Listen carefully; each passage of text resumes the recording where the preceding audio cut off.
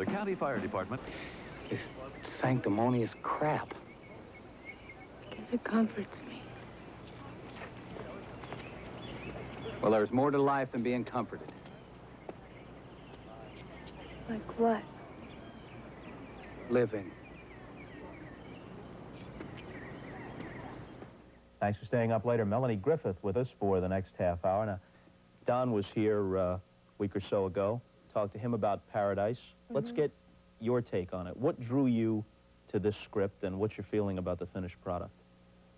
When I read it, it made me cry. And so that's kind of what drew me to it. I mean, the story was so beautiful, and it just made me feel so much. And what was the second part of the question? And how do you feel about the way it came out? I think it's great. I mean, I think it's beautiful.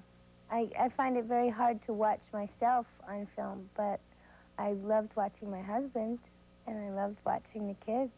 And when we saw it with an audience, I loved watching the audience reaction, because everybody was crying. And I mean, not that that's a good thing to make people cry, but when it's, you know, when it's out of a good emotion, I think it's great. When the stars of a film see it with an audience, do they try to disguise themselves? Do you sit in the back with Yeah, we sit in the back with glasses on? beards and big hats and... Oh, is that right, or is my leg being yanked here? No, I mean, actually it was a premiere, so we were there by, like ourselves. For people who haven't seen it yet, it's a story of a couple that loses a child, and then through a coincidence, a 10-year-old boy played by Elijah Wood, who's really terrific in this movie, really terrific. Comes to live with them and helps them repair their own relationship. Well, I think children kind of have a way of being so honest. You know, they just are so upfront, and adults tend to, as one gets older, you learn how to disguise your feelings and sort of, I can't say that word here, can I? What is it? You just kind of bullshit your way around things, you know? Yeah. You said it. Look, if they can't handle that at 1:30 in the morning... Oh, okay. So it's all right. All right. Was it important for you to play the role the way you wanted to in Paradise, that family is important now in your own life, or is that just a happy coincidence and you could have played it anyway? Well, I don't, that family doesn't have anything to do with my family. Yeah, they're not similar, but... No, they're not similar, but what I loved about it was that, most people don't talk. A lot of times things happen, I think Don said this too, but people in families, when things happen, a lot of times families don't communicate. Fathers and daughters, or mothers and sons, and then the mothers and fathers themselves, you know, that things happen and then you hold them inside, and that those things start to grow inside, and you need to let them out. People need to be able to talk, and I think people forget that you can do that when you're in a family, you know? And that's the beauty of these children that come into Ben and Lily's life. Elijah, when he comes into our life, Willard, in his character's name, he opens up that chasm between us because he's so honest and you know, just like, well, why don't you guys talk about it? Why don't you work it out? You know? You said you saw Paradise at a premiere, and you saw it with the audience. Do you want to know, beyond sitting there and feeling reaction, laughter if it's appropriate, you see people cry, do you want to talk to these people afterwards, or do you just want to disappear? Do you want to find out what they liked and didn't like? No, I just want to disappear. What do you think people's reaction is going to be when they go to see this movie? I think they'll feel something. I think that that'll hit them deep inside, in their heart, in a good way. Here, I'll do that. You hate to clean fish. I thought the deal was you catch him and I clean. Well, I'm changing the deal.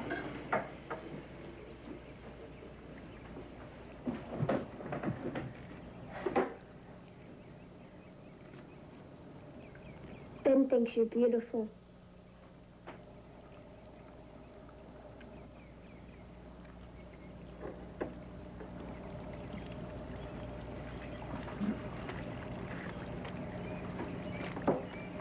Is it difficult for you to work with Don? I mean, the finished product is a good one, but are there particular difficulties when husband and wife work together and therefore spend all the time together on the set and away? No. No, I mean, it was great working with him. I mean, one thing that it did was when you work with an actor that you don't know, or you've rehearsed, or you've met, or, you've known him a little bit, you still feel, or at least I do, really kind of like, oh God, I'm going to make such a fool out of myself if I do this, or you wonder what that person is thinking, in a self-conscious way. And with Don, it was so easy because I've made a fool out of myself in front of him so many times that I could do it working too. Your mom is Tippi Hedren, yeah. Who is best known for the Hitchcock films, The Birds and Marnie. Now, people might say, well, then in that case, it's obvious Melanie wanted to be an actress from the time she was a little girl. But from what I've read, that wasn't really the case. No, I didn't. But I didn't know what it was like. All I saw, because Hitchcock wouldn't let me on the set. He wouldn't let children on the set. So all I saw was my mom getting made up and her hair. And I thought those hairpins, were stuck into her head. I didn't know that they kind of, how they really go in your hair. And so I didn't know what it was like. I didn't know how much fun it was.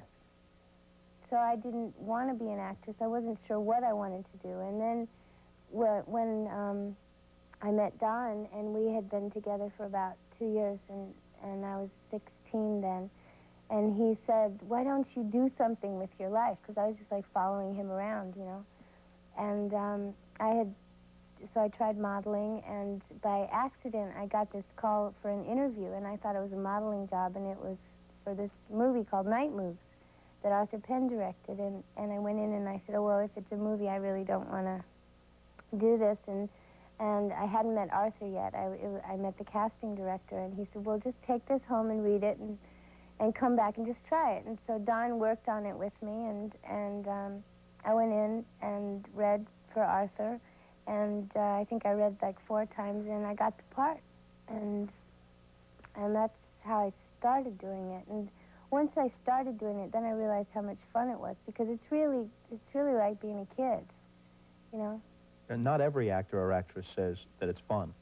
A lot of people say, the finished product is something I take pride in, but it's a grind. Sounds like you enjoy most all of it. I try to. I mean, I think that's my job, is the doing the movie, I have to forget about it afterwards and hope that people like it. Because otherwise it seems like, I mean, I would just be tortured all the time if because you get a lot of rejection. You get a lot of criticism. You get commented on all the time. And I mean, that's not always pleasant. What was the role where you said to yourself, after you landed it and played it, you said to yourself, this is what I should be doing? Not just something I'm going to try to do, but this is where I belong, and I've got every reason to believe I can be good at it. Body Double. Or maybe Fear City. Fear City, I met this woman, Sandra Seacat, who is an acting coach, who really changed my life. Along with another man named Harry Master George, who is a great teacher also. But I met Sandra, and she started helping me to work on a project in a completely different way, and in a very spiritual way, and a very open-hearted way. And I worked with her in Fear City, but then Body Double, I think it was after that I started to find a way that hopefully is a more giving way of working, as opposed to a taking way. Because I find in this profession, being an actor, you get a lot of people, kissing your ass all the time. I mean, there's always somebody around to do something for you, and it's hard to keep a clear head to remember how lucky you are. She's got a way about her. I don't know what it is, but I know that I can't live without her. She's got a way of pleasing. I what it is, but there doesn't have to be a reason anyway. She's got a smile that heals me. I don't know why it is, but I have to laugh when she reveals me. She's got a way of talking. I don't know why it is, but it lifts me up when we are walking anywhere.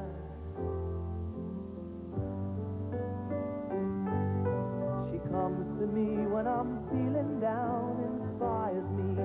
Without a sound, she touches me, and I get turned around. She's got a way of showing. You said you don't enjoy watching yourself on the screen, and a lot of performers say that. What is it that troubles you? Everything. Really? I mean, yeah, everything. It's just, I want to crawl into the seat and just, you know. I don't know, it's like looking at a picture of yourself. Usually most people go, oh, God, I was terrible in that picture. It's just a natural response. I don't know. It's just one of those things. For me personally, I just find it difficult. And yet, when so many people have responded positively to you, that still doesn't get to the bottom of whatever insecurity we all have? Doesn't get to the bottom of whatever insecurity. I don't know if it's an insecurity. I mean, it makes me happy when people feel like what I've done or like the movie that I've been in, because that's what it's all about. It's about entertainment. You know, that's the joy of it, is doing it, and then if people go to it and they like come up on the street and go, God, like with Working Girl, I got it so much. Yeah. People were so, they were like so happy, and so they would thank me when really it was Mike Nichols and Kevin Wade who wrote it. You know, I mean, I just was lucky enough to play the part. Do you view it as a breakthrough part for you? You've done other work that was generally well received, like Something Wild. People liked your performance in that. But I guess Working Girl was a combination of critical success and a big hit. Yeah. Yeah, I mean, yeah. Did your life change after Working Girl? Everything changed after Working Girl. I mean, everything. Don and I got back together. But then, I mean, besides that part of it, which is the best part of it, I also started getting offers and scripts sent, and I hadn't really been considered a valuable asset to the, you know, industry. The little people.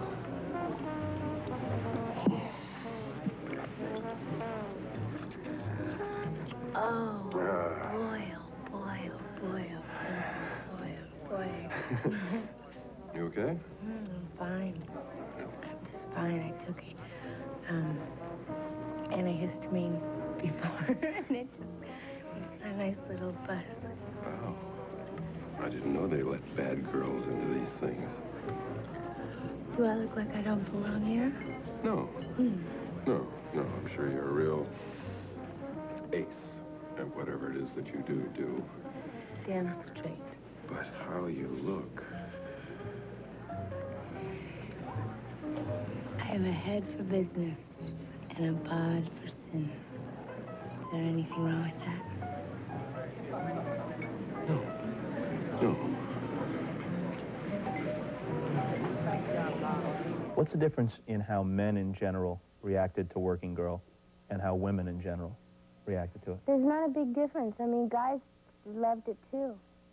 I mean, I think it's because it's the story of the underdog succeeding, and everybody can relate to that. Does it strike you as funny that you had a line in there which everyone remembers, the head for business and the bod for sin? And sometimes that'll happen in an actor or actress's career, where there's one line that's catchy enough that people remember it and kind of hang it on them. Yeah. Kind of like put your lips together and blow. Sort of, yeah. I mean, you and Bacall sort of equal in that. Yeah. In Something Wild, the Jeff Daniels character, I forget his name, but he's kind of a buttoned-down guy, whatever the character's name was, kind of a buttoned-down guy, and you pick him up and take him on this. Charlie.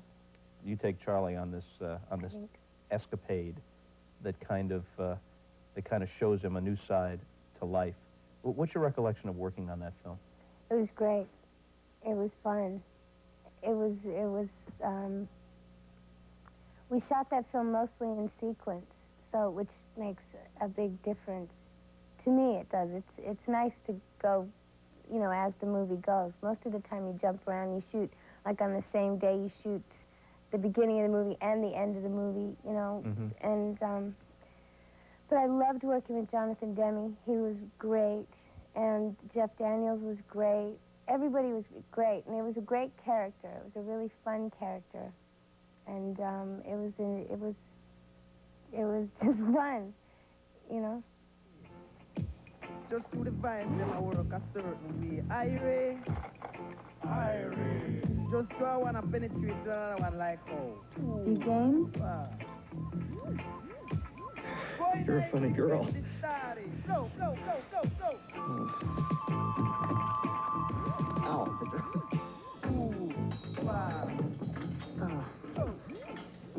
Yeah. Good.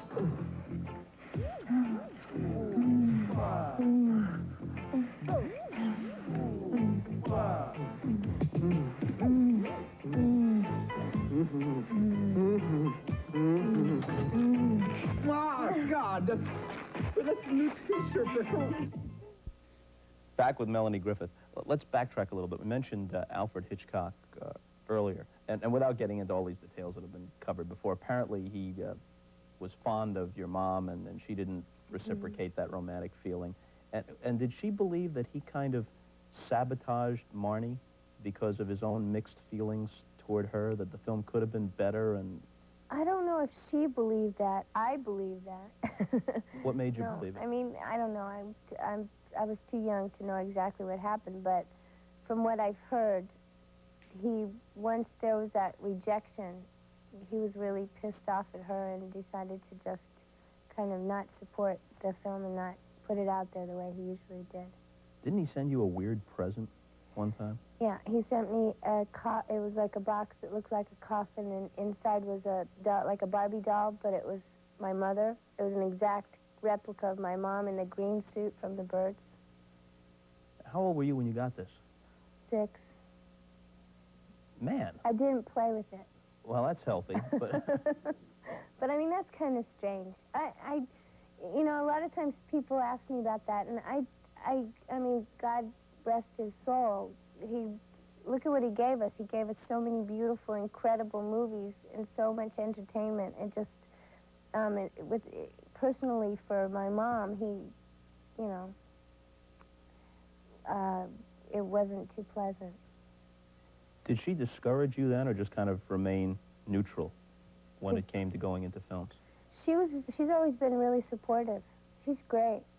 She's really proud, and she's really loving, and she's really sweet, and she's always been right there for me. You did a movie way back when called Smile. Yeah. That about a beauty pageant that why can't I think of her name? Barbara Feldon. Barbara Feldon.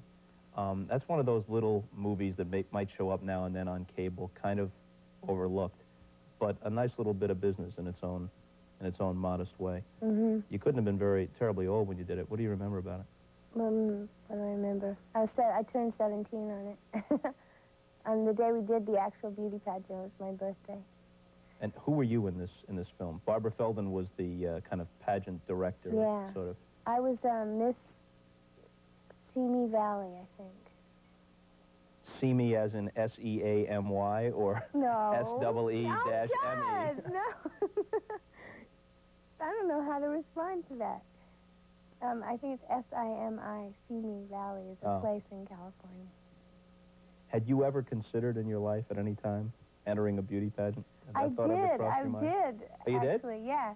When I was like 16, and it was for Miss Sherman Oaks, I think it was for Miss Sherman Oaks. And Don was with me, and my mom and my stepfather, And, oh, I can't remember. It was something really terrible that I said. It was like, what's your favorite pastime? And it was like spending time with my boyfriend. Or, I don't know, it was something really out of line. I shouldn't have responded. I didn't win. And as we all know, it really is that interview portion that carries the day in the beauty pageant. That's what they would have us believe. Yeah. As long as you can end each response with, and I hope to work to make this a better world. Right. I think you're pretty much you're pretty much in good shape. Right. Paradise with Melanie Griffith and Don Johnson is either at a theater near you or will be very shortly. Now, that was relatively painless for a half an hour, right? Yes, it was great. Thanks a lot for coming by. Thank you, Don. We're out of here. See you later.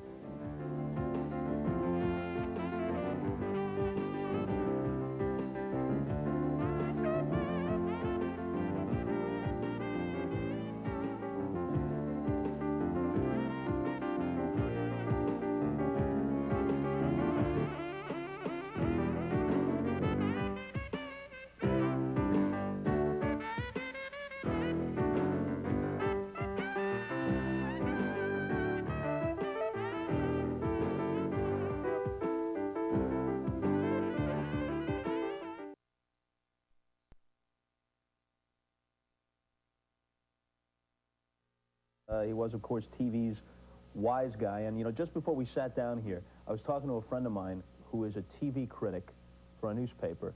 And he said, who are you doing next? I said, Ken Wahl. He said, you're kidding me. This guy doesn't do any TV shows. You uncomfortable with it, or? A little bit, but that was... a lot of misinformation came about through the media when I didn't do a lot of these things during the filming of Wise Guy. And the reason for that is not because I didn't want to talk to them, but I simply did not have the time. I was working on average between 70 and 90 hours a week on that show, and there wasn't very much time left to do any kind of promotion. Yeah. And so a lot of people took it personally and took it the wrong way, and as a result of that, things were written that I was difficult and unapproachable and all those kind of things. But that's not true. It's a lot different promoting a television series than it is a movie, because when you're promoting a movie, you have finished it months before. But I think a lot of prevailing network thinking also is that the promotion of a show becomes more important than the show itself. And I resisted that because I put all my energy into making the show rather than promoting it. But I did do some things during the hiatus, during the hiatus periods. Part of the promotion was at least a billboard campaign. Maybe it was in magazines, too, that if looks could kill thing. I don't know many sane people that are comfortable with that, so I'm guessing that that didn't make you feel too great. You're guessing I'm sane? Yeah. Well, no, there's your first mistake, Bob. I'm going to give you that as a premise and then go from there. Okay. Well, that's the network. That was CBS doing. And I had no control over that. I didn't even know about it, honestly, because we shot Wise Guy in Vancouver. And they didn't have the billboards and the posters and all that up there. And somebody called me and told me that these posters were around town, and I said, that's great, but I never saw one until after the season was over. But I don't really take it that seriously. There's nothing I can do about it, and they have their job to do to promote the show in the way they see fit, so that's all right. But, yeah, I could have done without it. Yeah. To what extent do you figure celebrity, if that's what we're going to call it, is useful, helps you get roles, helps promote the popularity of a show, and to what extent does it cross the line and you have no use for it? Personally, I think it hurts more than helps. I really do. I think that the more an audience knows who you are as a person, the less equipped they are to absorb a role you're playing. Because the more they know you, they say, well, he wouldn't do that because I know what he would do because he talked about it on Bob Costas' show, yeah, you know, something like that. And I really think that by not doing the publicity, you're almost doing the audience a favor, in a way. Now, on the other hand, it's a sword that cuts both ways, because on the other hand, you have to allow people to know what's out there in order for them to make the choice whether to see it or not, too. And that's what I'm doing now. Hopefully, I'm drumming up a little business and sell a few tickets for the movie. And that's why I wasn't against doing publicity for Wise Guy. I was just against doing it while I was working. I did it one time. They talked me into it. And I did an interview with Rolling Stone magazine, and this was after I had worked from 4:30 in the morning, got back to the hotel at about 11:30 at night, and the guy was asking me the questions, and sure enough, he wrote in the article that I was answering the questions as though I were in traffic court. And that was just because I was barely conscious. You know, I was so tired. And because A Wise Guy was a different kind of a show, not only in the fact that we did 5- and 6-episode storylines, but the fact that most other hour dramas had large casts. They had 12, 15 regulars in Hill Street Blues, LA Law, shows like that. In Wise Guy, I was in 85 to 95% of the scenes. Plus, I was a producer on the show, and in essence, you were doing 3 episodes at once. You're going through the editing and talking with the production staff about the episode you had just completed, filming the one you're doing now, and working on the story for the next one. It's very, very hard work. Yeah, the thing you pointed out isn't maybe unique about Wise Guy, but it was rare, at least, which was you'd have villains, for example, Yes. in 5, 6 consecutive episodes. Right. It carried over like a miniseries instead of the whole thing ending in the 1 hour. In capsulized 1-hour segments, that's right, yeah. Yeah, in fact, the villain that was played by Ray Sharkey was so popular that after he was dead, you had to bring him back in flashback sequences. Well, I think that was one of the things that made him popular. I'm not saying that he wouldn't have been otherwise, don't take it wrong, but the fact that he did die during the show, it shocked people. Plus, that was our first storyline in the first season. Once people saw it, it was no longer novel. Then they got used to it. So they expected Kevin Spacey, who played the Mel Prophet character after that, they expected him to go. But they didn't expect it with Ray Sharkey. They didn't know that this was the way it was going to be. And, yeah, we brought him back for that in a scene where Vinny was in his drug-induced state, not involuntarily drug-induced, and the demons of his past, represented by Ray Sharkey's character, Sonny Steelgrave, came to surface. And ironically, through this involuntary drug-induced state, he was able to deal with his demons and got rid of them through his dreams, because there was still a part of Sonny inside of him that he wasn't able to let go of, and the guilt he felt when Sonny killed himself. Your lease is up, Sonny. You're dead. Killed me. You killed yourself. You were a suicide. You weren't man enough to face up to your own actions. You were the one that was scared. Man, it's it, isn't it? What? The guilt, Sonny. You know what I was guilty of? I was guilty of admiring a man that would rather take his own life than face up to it. Not for nothing, Sonny, but you were a major disappointment. Don't do this to me, Vinny. You're doing it to yourself, Sonny, just like always. We got some class. You go with what you got. We were brothers once, you and me, remember? Let me go, just a little class.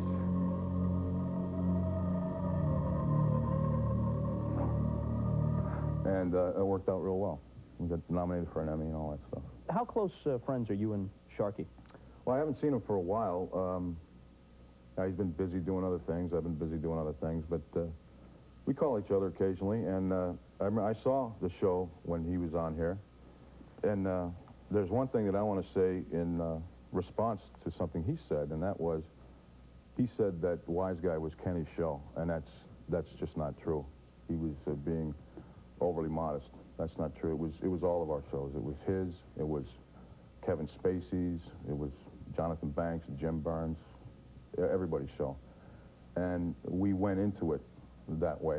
As a matter of fact, there's one story about the TV Guide when we were doing our gallery shots for the show to come on, the premiere. They want to do singles of me. And I said, no, I don't want to do singles because we're all in the show together. And a tiny little woman, photographer, and she looked up at me and she said, well, you know, you'll never get a cover on TV Guide. Like, this is my reason for living, is to get a cover on TV Guide. And I said, well, somehow I'll survive it. You know, and I never did. We were all in it together. And that's another one of the things I think made it pretty good. How disappointed were you when it came to an end? Strangely enough, not very, because There was quite a bit made of that in the media, too, about the feud that Cannell and I had, which was untrue. Yeah, Stephen J. Cannell. Stephen J. Cannell, right. Essentially what happened was I called him from Mexico, which was during the hiatus period between the 3rd and 4th seasons, and he said that he didn't like the show and that he was going to take it over again and change it. And in his words, he said he was going to make it more visceral as opposed to cerebral. And I said, well, Steve, you're the boss, your name's on the building, you can do that, but not with me. And we figuratively shook hands over the phone and went our separate ways. So I was disappointed. I wanted to do one more year of it and end it with a little more dignity than it did end. But it wasn't to be, so just let it go and move on. Was The Wanderers your first movie? Yes. Yeah, it was the first acting that I had done of any kind. How'd you wind up getting the part? I just did an open audition at the ASCAP building over there on Broadway. And they did a little 2-3 minute video screen test with us, and a couple days later I got the call. Called me up to the bigs. Oh, I got a real good hand. Let me see, give me 4 cards. Okay, sure. Me too, give me 2. You can't get any cards without putting something up. Yeah, you still in? Come on. Come on, let's go. I better pass. Can't get anything back by passing. The only way to get dressed is to win back. Well, how come we never win?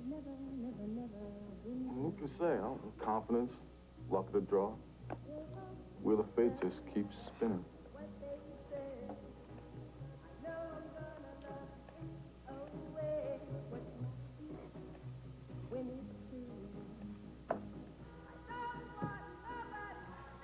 All right, but don't look.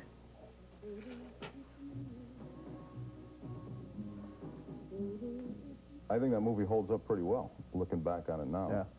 And at the time, you know, I was just like a kid in a candy store. At that point, were you saying to yourself, this is what I want to do, or were you still dabbling, and that was one of many possibilities? No, I'm one thing I have going for me is I have a very strong sense of pragmatism. And I remember that the Screen Actors Guild representative came on the set and wanted us all to join the union. And I was the only guy of the 4 main guys in the movie that didn't join, because I said, I don't know if I'm going to be able to get another job after this. I've always been able to, I was looking back on it now, especially I was far beyond my years as far as keeping my feet on the ground and looking at things practically. I never let it get to my head. I mean, I went there with a purpose and what I had to do, and that it was a job. It's a very good job and can be a very satisfying job, but still, when you take away all the glitter and the media and everything else, it's just a job you got to do. So I thought if I can continue with this, I would like to, but if I can't, I'll have to do something else. Suppose you weren't able to continue with it. What do you think the something else would have been? Probably restoring cars, restoring the old cars. My dad's a mechanic, and I grew up around cars, and I collect old Dodges and Plymouths, and that's my main hobby, and I like that a lot, so that's probably what I do. Well, I won't back down. No, I won't back down. You can stand me up at the gates of hell, but I won't back down. No, I'll stand my ground. Won't be turned around. And I'll keep this world from dragging me down. Gonna stand my ground, and I won't back down. Hey, baby,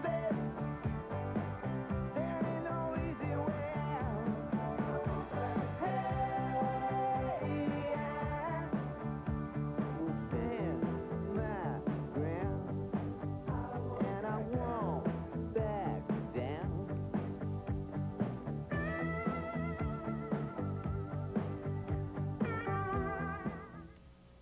Sport's a big part of your background growing up, though, Yeah. right? You're a pretty good Yeah. baseball player, I'm told. Yeah, I was, and I was a shortstop, too, and pretty big for that position. And I would like to think of myself as like what Cal Ripken is. I was just going to say that, I mean, yeah. That's the first one that comes to mind. Outside, shortstop. And I could hit the curve, too, but I got racked up in a motorcycle accident, and that ended that. I'm not saying I would have been a pro, but I mean, I'll never know now. So. But you would have had at least a shot at being drafted, you think, and playing minor league ball? Maybe. Double A, Triple A, maybe. Who knows? We'll never know now. They tell me that when they play those celebrity games at Dodger Stadium, at least until recently, you had an accident on the set, I guess, that's knocked you out of commission, but at least until recently, you were one of the guys that took it serious. I did. Well, to me, since I was a little kid, my dad played minor league ball for a while, and in the Midwest League, and to be in a major league ballpark, even though it was a goof and you got all these celebrities out there, there's 55,000 people in the stands, and you're in a major league ballpark, Dodger Stadium, and these clowns would hit the ball and run the bases backwards and all that, and it was blasphemous to me, you know what I mean? It was terrible. I wanted to kill him, and I couldn't go back anymore. It was just, it's a one shot. I mean, you know how many thousands, probably millions of guys that would like to just stand at the plate of a major league ballpark, and here we got this chance. And I did. I took it seriously. The first game I played in, I hit a triple and drove in 2 runs and stole home. I was on top of the world. I mean, this is the greatest thing in a major league ballpark. Who was the unlucky hurler victimized by this?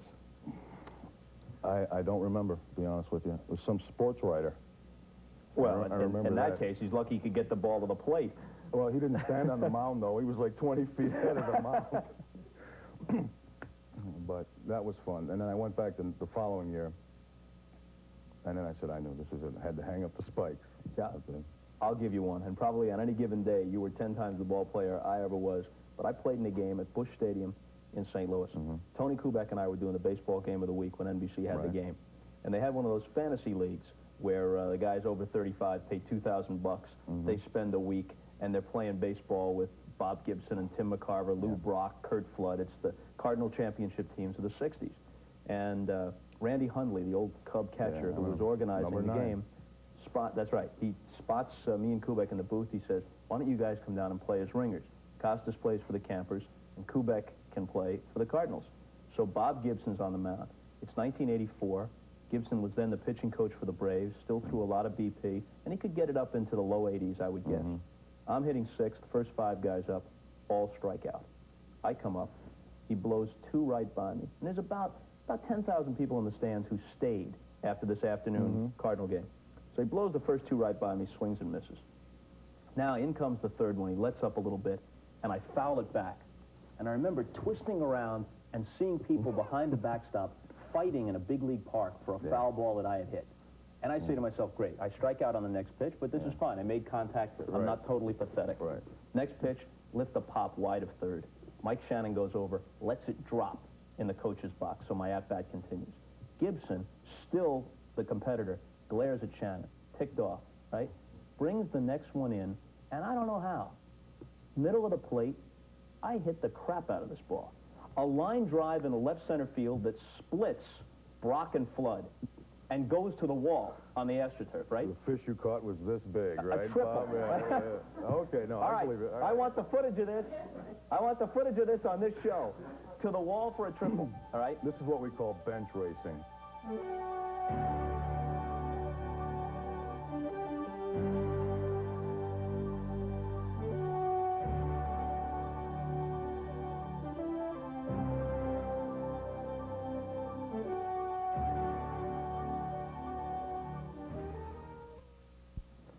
Maybe nobody sets out to make a lousy movie on purpose, but you see a lot of lousy scripts, right? Yes. You've been turning them down left and right, they told me. Yes, I have. Luckily, I have a pretty low-key lifestyle, so as you can tell by the duds, and I don't necessarily adhere to the Hollywood illusion of gaining much material wealth in order to show my station in life or my degree of success.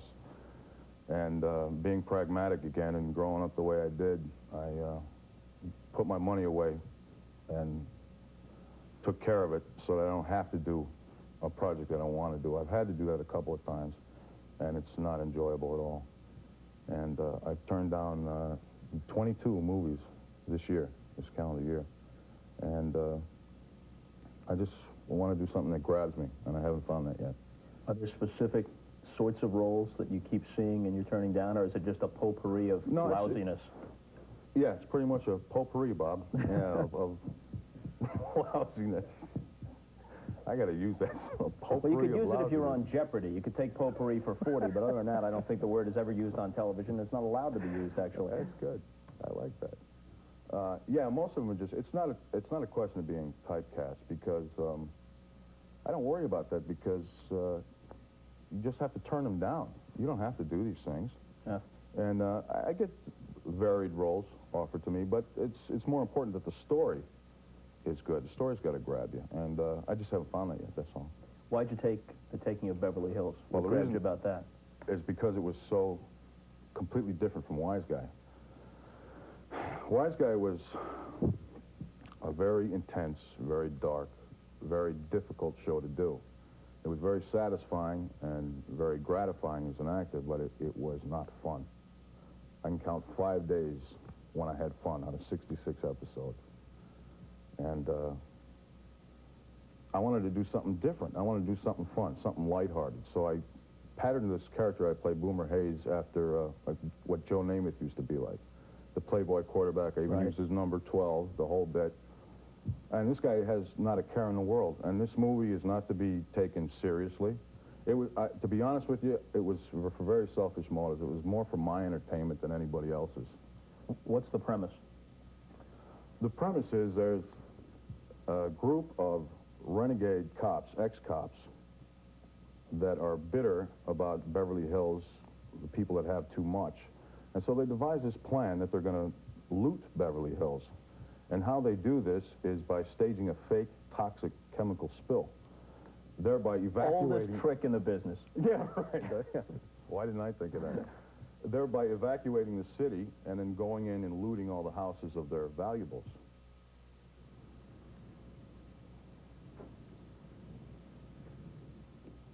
Ooh, that Boomer was a dog. Kill it.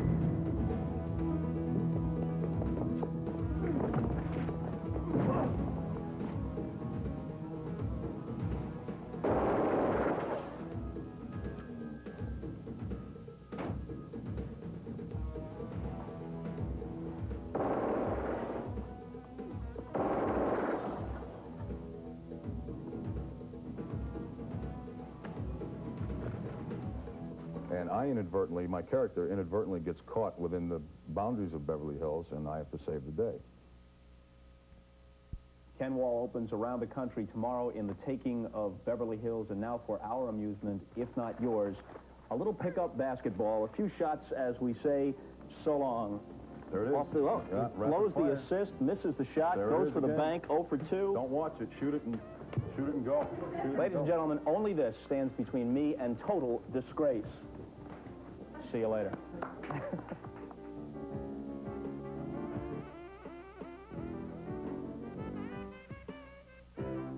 Or hallucinations.